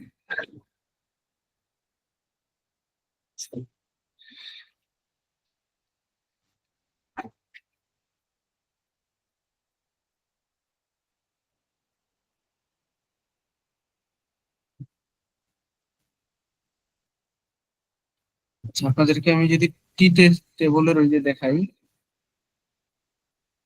এই যে দেখেন আপনারা দেখতে পাচ্ছেন এই জায়গাটাতে একটু দেখেন, এটাই হচ্ছে টি টেবল। আমাদের ওইখানে এই জায়গা থেকে আমরা কম্পেয়ার কিভাবে করব, এখানে কম্পেয়ার করার জন্য এই যে দেখেন ডিগ্রিস অফ ফ্রিডম দেওয়া আছে 9 এন্ড টি ভ্যালুটা দেওয়া আছে এটা। তাহলে ডিগ্রিস অফ ফ্রিডমটার উপরে ডিপেন্ড করে এখন আমরা এখানে চেক করব। দেখেন ডিগ্রিস অফ ফ্রিডম যদি 9 হয় সেই ক্ষেত্রে কি আসবে। আমরা নরমালি ওয়ান টেইল টু টেইলের কথা বলতেছিলাম, এই যে দেখেন ওয়ান টেইল টু টেইলের কথা এখানে চলে আসছে। ধরেন ডিগ্রিস অফ ফ্রিডম যখন 9, এই যে আমি এখানে মার্ক করছি, আমার টু টেইলের জন্য চিন্তা করতেছি, টু টেইলের মধ্যে আমি 5% কে অ্যাকসেপ্ট করব। দ্যাট মিনস 0.05, এই যে 0.975 এটাতে, তাহলে হচ্ছে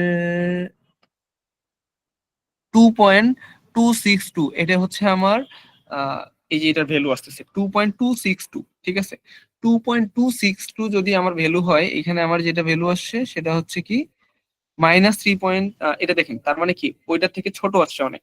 ছোট যদি আসে সেক্ষেত্রে আমরা কি করব, নাল হাইপোথিসিসকে রিজেক্ট করতেছি, অল্টারনেটিভ হাইপোথিসকে অ্যাকসেপ্ট করব।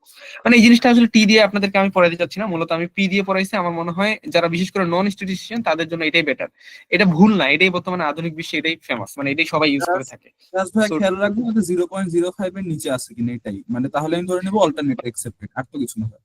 আহ, বিষয়টা এরকম, মোটামুটি এরকমই। জাস্ট একটু মাথায় রাখবো যে আমি কত পার্সেন্ট সিগনিফিকেন্স লেভেল লিখতেছি। আমি যদি 5% লিখি তাহলে সেক্ষেত্রে আমি 0.05 নিয়ে চিন্তা করব। যদি 10% লিখি তাহলে 0.1 নিয়ে চিন্তা করবো। 0.1 এর থেকে ছোট হইলে নালে পদ্ধতি রিজেক্ট করব, আর বড় হলে তো রিজেক্ট করতে পারতেছি না। ঠিক আছে, জি ভাই। আচ্ছা, এর বাইরে কারোর কোনো প্রশ্ন আছে আর?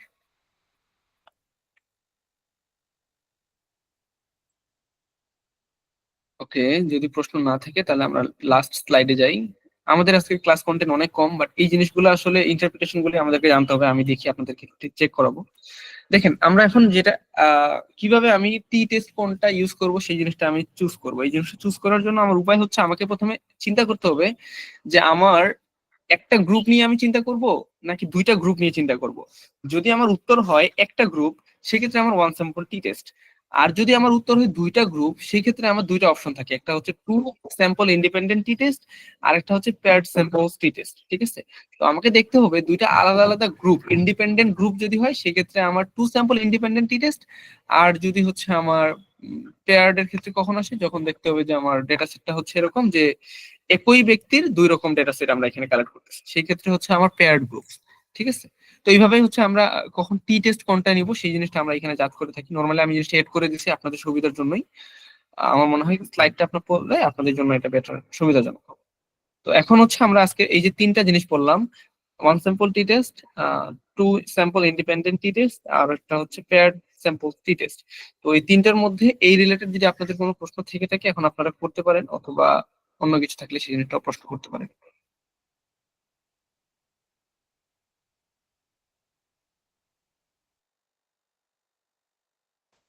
আচ্ছা ভাইয়া, যে ওয়ান স্যাম্পল টি টেস্টের ক্ষেত্রে যখন আমরা একটা যে স্ট্যান্ডার্ড ভ্যালু ধরে নেই, ধরেন যে লাইক ধরেন একটা সাইকোলজিক্যাল ইফেক্ট, না মানে একটা স্ট্যান্ডার্ড দেওয়া আছে যে একটা বাচ্চার দিনে এত থেকে 1 থেকে 2 ঘন্টা টিভি দেখা ভালো, তাহলে এখানে স্ট্যান্ডার্ড ভ্যালু কি 1 থেকে 2 এর গড় নিব, নাকি মানে এটা কি করব, স্ট্যান্ডার্ড ভ্যালুটা কিভাবে নিব? আপনি যদি দুইটার মধ্যে মিন টেস্ট করতে চাচ্ছেন, যে আপনি এটা ধরে নেওয়া মিনের সাথে যদি আপনি চেক করতে চান, এই মিনটা আসলে ডিপেন্ড করবে যে আপনি ধরুন লিটারেচার রিভিউ দেখছেন যে 1 থেকে 2 ঘন্টা পড়া ভালো। তো সেক্ষেত্রে আপনি অবভিয়াসলি 1 থেকে 2 এর একটা মিন নিয়ে দেন ওই মিনের সাথে কম্পেয়ার করে দেখবেন যে আপনার ডেটা সেটটাকে 1 থেকে 2 এর মিনের সাথে মানে কতটুকু যায়, সিগনিফিকেন্টলি ডিফার করে কিনা, এই তখন আপনি টেস্ট করতে পারবেন। মূলত এই আচ্ছা, জিনিসটা মানে বললাম তো যে গড়টা নিব। আপনি, হ্যাঁ, এটা মূলত এরকম যে আপনি নিজে কখনো ডিসিশন দিয়ে কোনো কিছু করতে পারেন না, কারণ আমরা যারা পেপার লিখতে চাই তারা অবভিয়াসলি ওই পেপার সম্পর্কে এক্সপার্ট না, এটা প্রথমে ধরে নিতে হবে। ধরে নিয়ে আমাদেরকে লিটারেচার রিভিউ করতে হয়, লিটারেচার রিভিউ করে সেখান থেকে আমাদেরকে বের করে আনতে হবে যে আগে লিটারেচারে কোন ভ্যালুটাকে তারা হচ্ছে মিন হিসেবে পাইছে, দেন তার সাথে আমরা কম্পেয়ার করে থাকি। ঠিক আছে? আচ্ছা, থ্যাংক ইউ। আচ্ছা,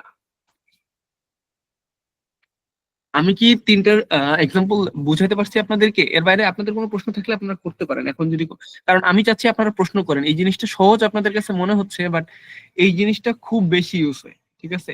আজকের ক্লাস আর কালকে আরেকটা ক্লাস আছে, কালকের ক্লাসটা অনেক বেশি ইম্পর্টেন্ট, মানে আমাদের ডেটা অ্যানালাইসিসে এই দুইটা ক্লাস খুবই ইম্পর্টেন্ট। সো আমি চাচ্ছি যে আপনারা প্রশ্ন করেন। আমরা এই জন্য কন্টেন্টের পরিমাণটা অনেক কম রাখছি, যাচ্ছে একটাই কারণ যেন আপনারা একটু প্রশ্ন করেন, বুঝেন, যেন আপনাদেরকে আমি এক্সট্রা ভাবে আলাদা করে সময় দিতে পারি। এই জিনিসটার জন্য মূলত কন্টেন্ট কম রাখা। আপনারা যদি ক্লাসটা বুঝে থাকেন তাহলে আপনাদের মনে প্রশ্ন আসার কথা, কারণ এখানে কিন্তু অনেকগুলা ইনফরমেশন ছিল, আমি কিন্তু সবগুলাকে এক্সপ্লেইন করি নাই। আপনাদের এখান থেকে কোনো প্রশ্ন মনে হয় না যে এই জিনিসটা কি, যেমন ডিগ্রিস অফ ফ্রিডম কি, আপনাদের কি মনে হয়েছে এরকম কোনো কিছু প্রশ্ন করা যায়?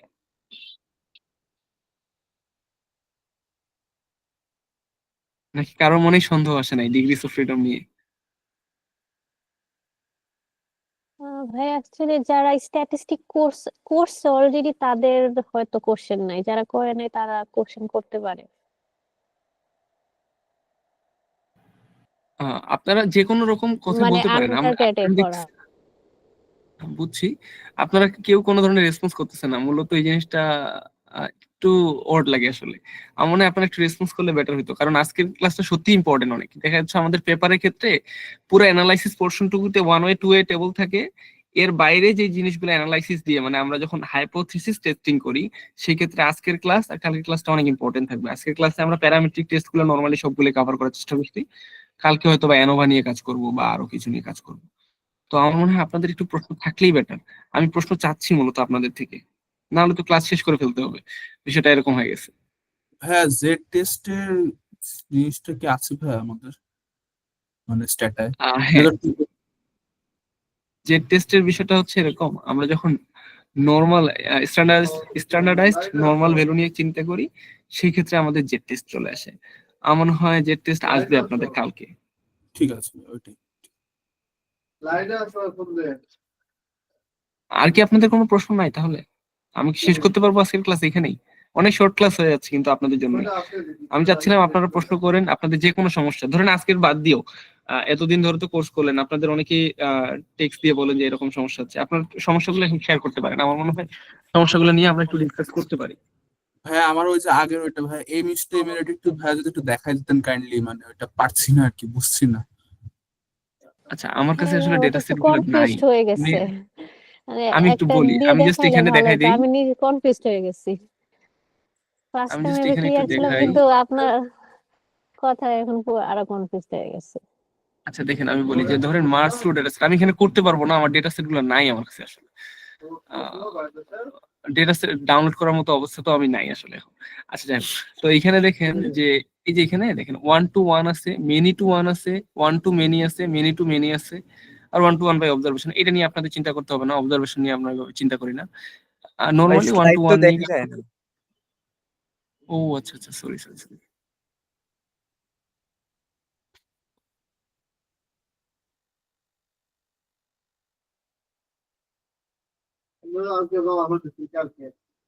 এখন কি দেখা যাচ্ছে আমার স্ক্রিন? হ্যাঁ ভাই দেখা যাচ্ছে। ওকে,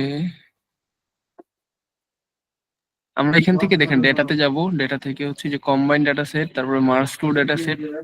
এখানে দেখেন অপশন চলে আসে 1 to 1 অন কি ভেরিয়েবলস, 1 মেনি টু 1 অন কি ভেরিয়েবলস, ইউনিক কি ফর ডাটা ডিস্ক।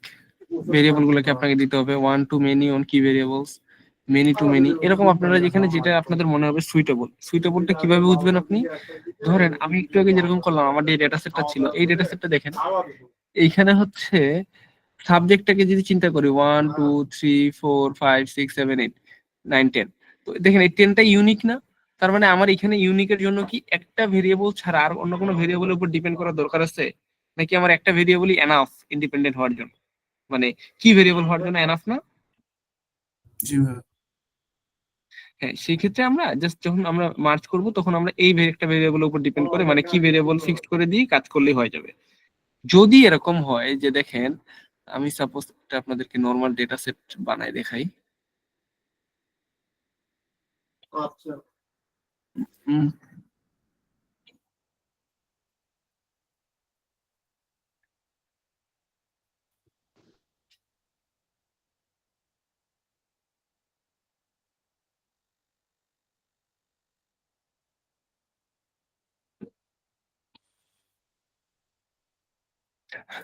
ধরেন 1 1 2 2 2 3, এটা হচ্ছে গেল। এটার মধ্যে ধরে নাম দিলাম হচ্ছে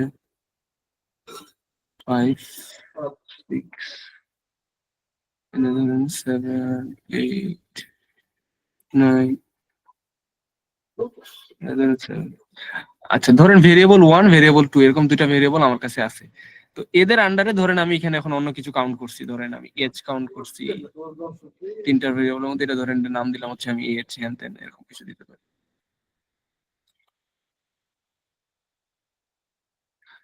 3 নম্বর ভেরিয়েবলটাকে আমি নাম দিয়ে দিলাম ধরেন এজ।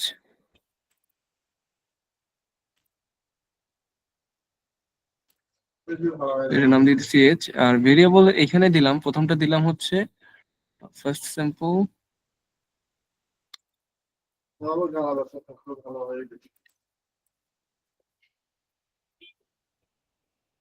প্লাস 30।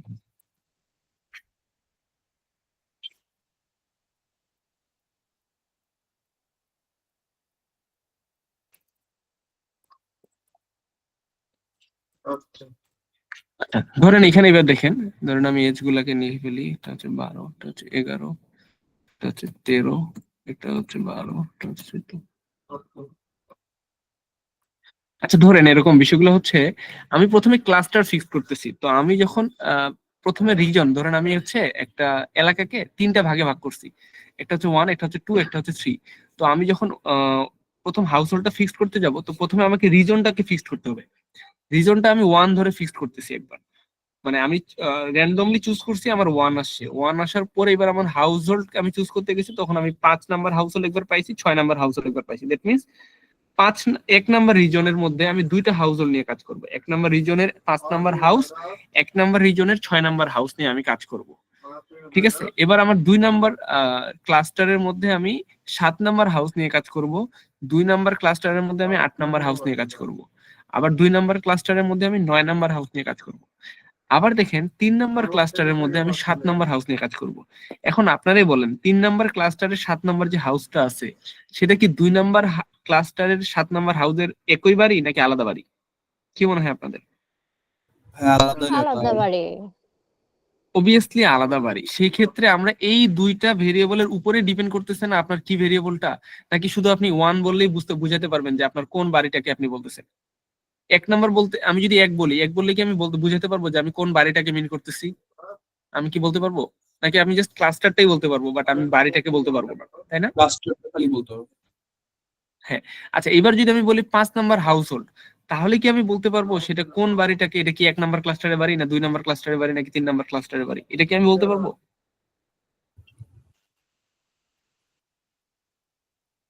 কি মনে হয় আপনাদের, আমি কি বলতে পারবো যে 5 নাম্বার হাউস হোল্ডটা কোন ক্লাস্টারের মধ্যে আছে? এটা কি আমি বলতে পারবো? সেটা তো 1 নাম্বার ক্লাস্টারের মধ্যে না হইতে পারে, 2 ভাইয়া, বলতে পারবো না। হ্যাঁ, আমার মতে বলতে পারবো না। আর আশা করি আপনারা আমার সাথে একমত হবেন। তো সেই ক্ষেত্রে আমি যদি এখন ক্লাস্টার নাম্বারও বলে দেই, হাউস হোল্ড নাম্বারও বলে দেই, তাহলে কি আমি এক্স্যাক্টলি ওই বাড়িটাতে যেতে পারবো না? যে আমি 1 নাম্বার ক্লাস্টারে 5 নাম্বার বাড়িতে যাবো, দ্যাট মিন্স আমি এইবার তো আমি এক্স্যাক্টলি সেম বাড়িতে যেতে পারবো, তাই না? হ্যাঁ।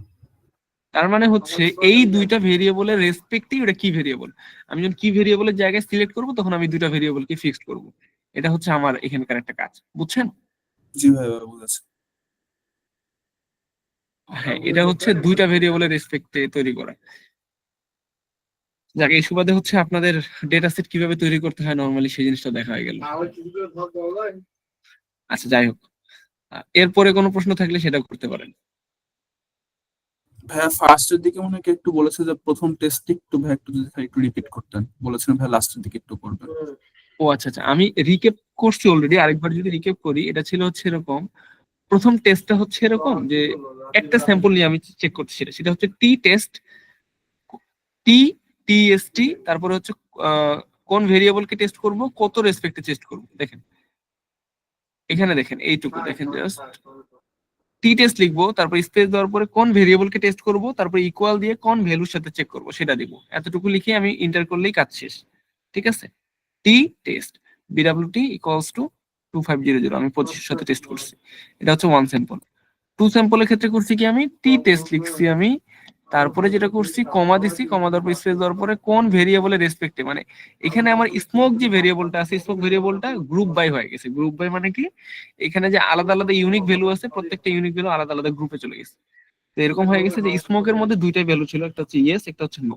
তার মানে ইয়েস গুলা সব এখানে হয়ে গেছে, স্প্লিট হয়ে গেছে ইয়েস দিয়ে, আবার নো গুলা সব আলাদা হয়ে গেছে। এই ইয়েস এর জন্য আমি বার্থওয়েটটাকে, বার্থওয়েটের মিন বের করছি একবার, একবার নো এর জন্য বার্থওয়েটের মিন বের করছি, তারপরে এই দুইটাকে টেস্ট করছি আমি যে হ্যাঁ এই দুইটা ইকুয়াল কিনা। আমি কি বুঝাতে পারছি? এটাকে আমরা চাইলে আলাদা আলাদা ভাবে টেস্ট করতে পারতাম, যে একটু আগে যেটা শিখতেছিলাম যে ওয়ান স্যাম্পল, এটা কিভাবে করতে পারতাম।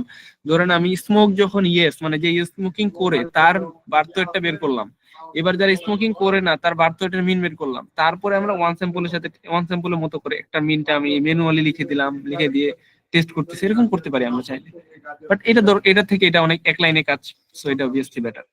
এরপরে আমরা যেটা চলে যাব সেটা হচ্ছে পেয়ার টি টেস্ট। পেয়ার টি টেস্টটা হচ্ছে এরকম, টি টেস্ট লিখবো, তারপরে হচ্ছে কোন ভেরিয়েবলের সাথে কোন ভেরিয়েবল কম্পেয়ার করবো ডিরেক্টলি সেটা লিখবো। তো আমি আফটার ভেরিয়েবলের সাথে বিফোর ভেরিয়েবল কম্পেয়ার করতে চাচ্ছি, মানে আফটার ভেরিয়েবলের মিন বিফোর ভেরিয়েবলের মিনের সাথে কম্পেয়ার করতেছি, সো আমি এটা লিখছি।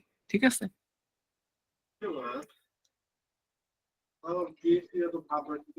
বুঝাতে পারছি আমি?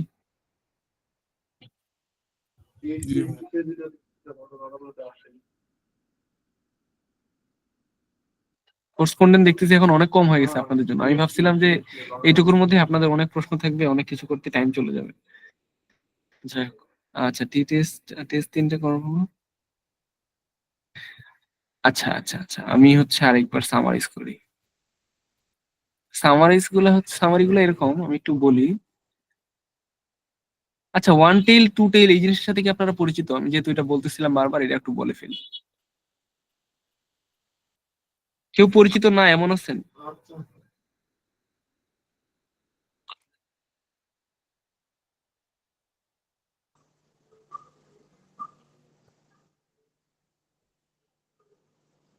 হ্যান্ড রেজ করেন তো যারা পরিচিত না ওয়ান টেইল টু টেইলের সাথে।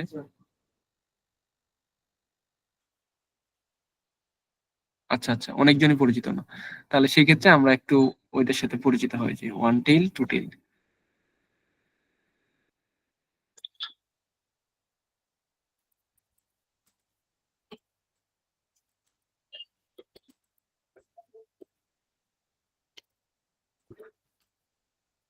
ওয়ান টেইল টু টেইলের ছবি কই?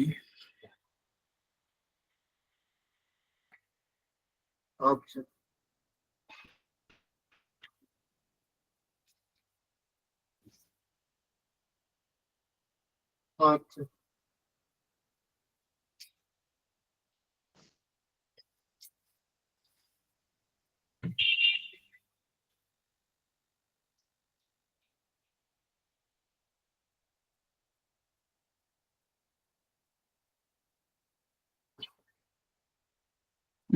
আচ্ছা। কি ব্যাপার, জুম হচ্ছে না কেন?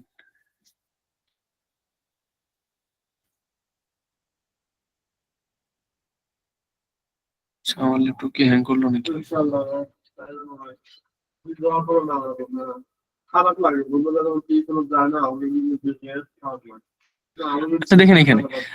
ওয়ান টেইল আর টু টেইল বিষয়টা হচ্ছে এরকম যে ওয়ান টেইল মানে হচ্ছে আপনি ধরেন এই যে আমরা যেটা খেলোয়াড়ের রান নিয়ে এক্সাম্পল দিতেছিলাম সেটাতে চিন্তা করে দেখেন, আপনি চেক করতে চাচ্ছেন যে খেলোয়াড়টা ভালো নাকি খারাপ। তো এরকম জায়গায় আপনি যদি বলেন 25-এর থেকে কম করলে সে হচ্ছে খারাপ খেলোয়াড়, 25-এর থেকে বেশি মানে সিগনিফিকেন্টলি কম যদি হয় তাহলে ধরে নেবেন যে তাকে আমি খারাপ খেলোয়াড় বলতেছি। বাট যদি দেখি যে বেশি হচ্ছে তাহলে তো সে অবভিয়াসলি ভালো খেলোয়াড়, সেটা 25 হলেও ভালো, 25 থেকে বেশি হলেও ভালো। সেক্ষেত্রে দেখেন আমি শুধু 25-এর নিচের টুকু নিয়ে টেস্ট করতে চাচ্ছি। এই যে নিচের টুকু নিয়ে যখন আপনি টেস্ট করতে চাচ্ছেন সেটা হচ্ছে মানে ওয়ান টেইলড, মানে একটা টেইল থাকতেছে তার, এটা হচ্ছে ওয়ান টেইল টি টেস্ট। এই কার্ভটা হচ্ছে নর্মাল ডিস্ট্রিবিউশনের কার্ভ। এরপরে যখন তারপরটা দেখেন টু টেইল মানে হচ্ছে আপনি নিচের টুকু বেশি মানে কম হওয়া যাবে না, উপরের টুকু বেশি হওয়া যাবে না, এই উপরে আর নিচে দুই পাশে আপনি লেস ফিক্সড করে দিতেছেন, সেই ক্ষেত্রে সেটা হচ্ছে টু টেইল টেস্ট। এটা হচ্ছে আমাদের টু টেইল। আচ্ছা, ওয়ান টেইলের আরেকটা এক্সাম্পল হচ্ছে ধরেন এবার আপনি বেশি হবে বেশি এটা আপনি চাচ্ছেন না, লাইক আপনি ধরেন এমন কিছু টেস্ট করতে চাচ্ছেন, ব্লাড প্রেশার নিয়ে কাজ করতেছেন, তো আপনি জানেন যে ব্লাড প্রেশার বেশি হয়ে গেলে সমস্যা আছে, বা ডায়াবেটিস নিয়ে কাজ করতেছেন, ডায়াবেটিসটা বেশি হয়ে গেলে সমস্যা আছে, ডায়াবেটিস কম হলে তা মানা যায়। তো সেই ক্ষেত্রে যখন দেখবেন যে আপনি বেশি, খুব বেশি হয়ে গেলে মানে সিগনিফিকেন্টলি বেশি কিনা এটা আপনি টেস্ট করতেছেন, সেই ক্ষেত্রে সেটা হচ্ছে ওয়ান টেইলড। ওয়ান টেইলের এক্সাম্পল গুলো আমরা এখানে পাইছিলাম।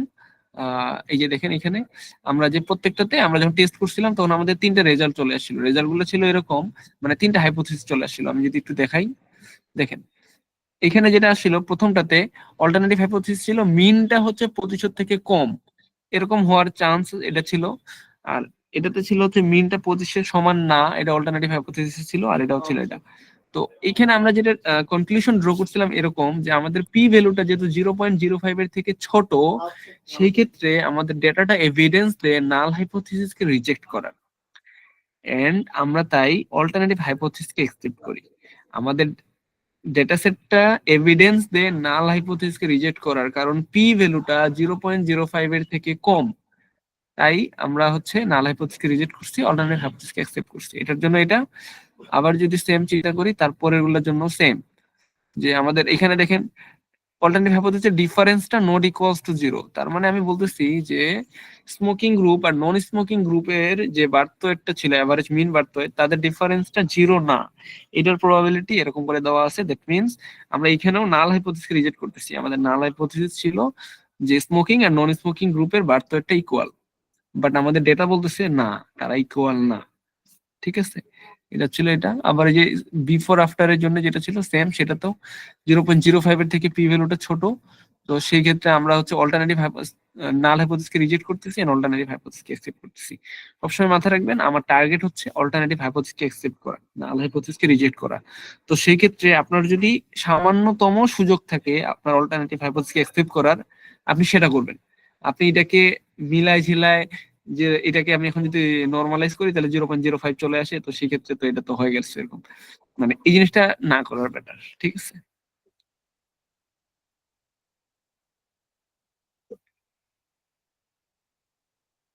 কেউ কোনো প্রশ্ন করবেন আর?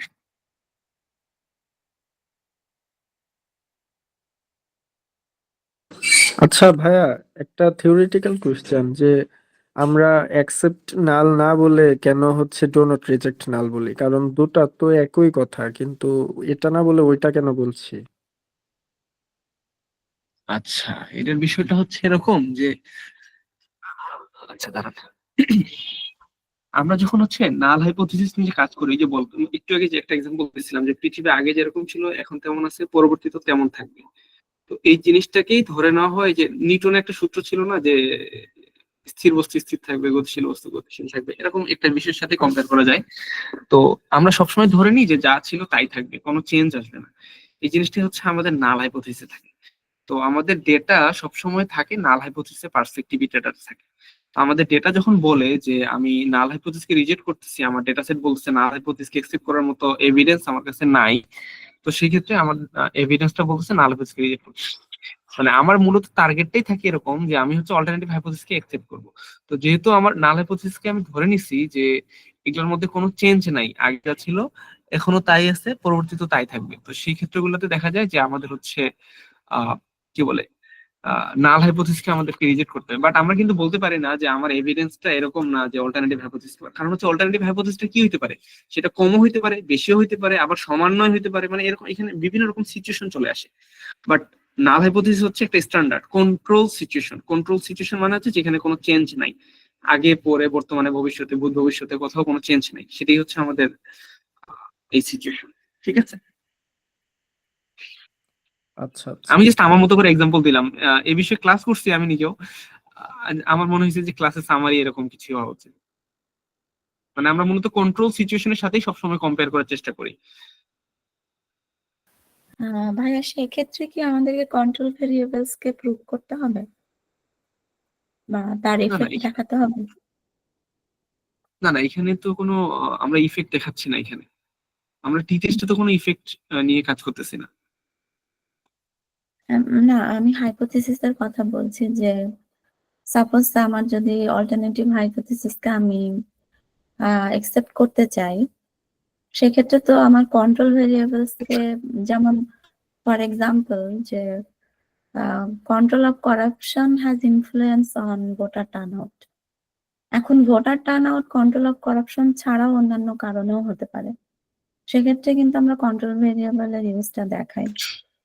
তো এটা যদি একটু বুঝিয়ে বলতেন। আমি মনে হয় এই সম্পর্কে খুব একটা ধারণা রাখি না। যাই হোক, আমি একটু বলি।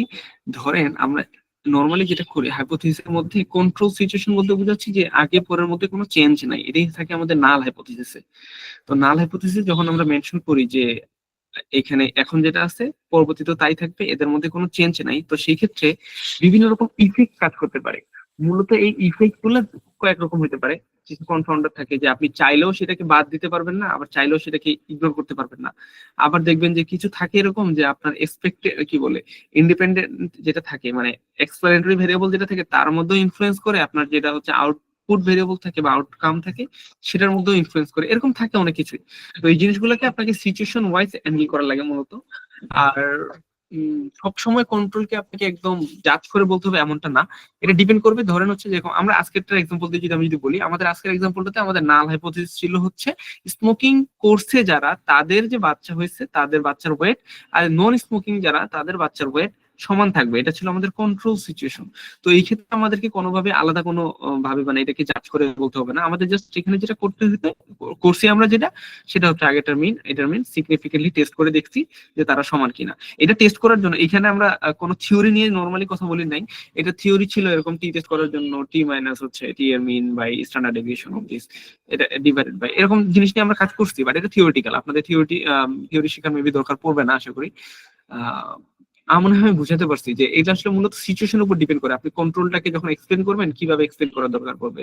আবার এটা এরকমও ডিপেন্ড করে যে আপনি একাডেমিক পারপাসে একভাবে এক্সপ্লেন করবেন, আপনি পেপার পারপাসে একভাবে এক্সপ্লেন করবেন, এই জিনিসগুলো আসলে সিচুয়েশনের উপর ডিপেন্ড করে মূলত। ঠিক আছে, ওকে, থ্যাংক ইউ। আচ্ছা, আপনাদের যদি আজকের ক্লাস নিয়ে বা আগের কোনো ক্লাস নিয়ে কোনো ধরনের প্রবলেম না থাকে তাহলে আমার মনে হয় আমরা ক্লাসটা শেষ করতে পারি আজকে। ঠিক আছে, আপনাদের সবাইকে ধন্যবাদ ক্লাসে জয়েন করার জন্য। আগামী দিনের ক্লাসও আপনারা আশা করি জয়েন থাকবেন। আগামী দিনের ক্লাস সম্ভবত একটু লেট করে হতে পারে, 9টার দিকে, মেবি 9টা বা 9:30 ডিক্লারেশন দিয়ে দেওয়া হবে। তো আগামী দিনের ক্লাসটা ইম্পর্টেন্ট, তো আশা করবো হচ্ছে আপনারা ক্লাসে জয়েন থাকার চেষ্টা করবেন। ঠিক আছে, আচ্ছা, আপনাদের সবাইকে ধন্যবাদ। আগামীকালকের ক্লাস হওয়ার আগেই কি আজকের ক্লাসের রেকর্ডটা দেওয়া যাবে? আচ্ছা, এটা মূলত ডিপেন্ড করতেছে ভাই যে আজম খান ভাই আছেন এখানে কি, উনি আছেন কিনা জানি না, তো উনার উপর মেনলি ডিপেন্ড করে, কারণ রেকর্ড বা আইটি সেগমেন্টের যাবতীয় জিনিস মেনলি উনি দেখাশোনা করতেছে। পাশাপাশি এটা রেকর্ড হচ্ছে গুগল থেকে সরাসরি সম্ভবত হচ্ছে চলে আসে, মানে অটো রেকর্ড হয় গুগল থেকে, দেন গুগল থেকে চলে আসে।